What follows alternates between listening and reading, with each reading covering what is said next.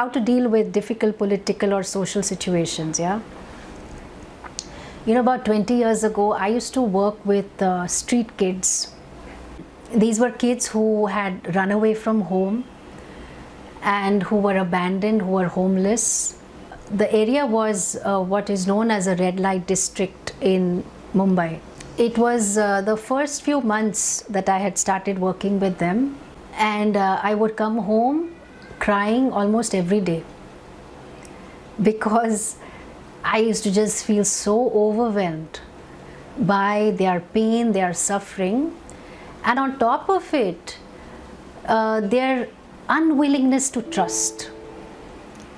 Because their trust had been broken so deeply, either because of real neglect or perceived neglect, that I felt like I was walking few steps ahead with them and then walking many steps back. So some progress done, then again, So it really felt like this uphill, overwhelming struggle. And then I think that was around the time that I got exposed to Karma Yoga and Vedanta.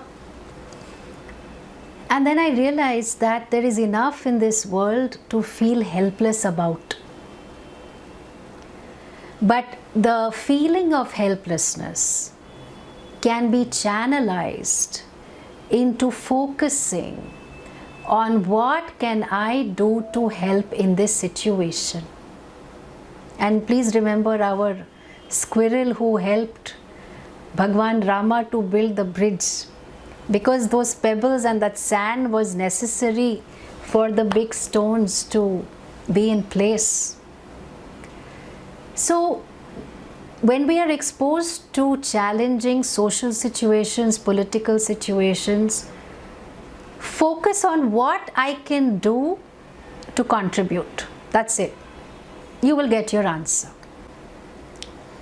So your contribution may be to switch off the television if you are, consuming like hours and hours of bad news, or that time you can use to reach out to someone else, maybe your grandparents whom you have not spoken to for a while, or if you have a certain perspective about the political situation, you can share with others.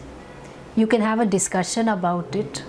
So what we are doing is that we use the Shakti we have to overcome the limitations of the situation. And all you have to do is contribute. We have to remember Stephen Hawking. Till his dying day, he wanted to contribute. And they managed with this fancy technology that even a little movement of his eyes and the way he would move his eyes was an indication of something he was trying to say.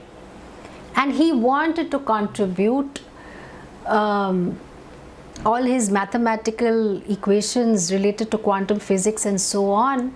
And he never stopped. His disability cannot move anything except one's eyes. Just look at that. But I focus on what I can contribute, and that makes me a spiritual warrior.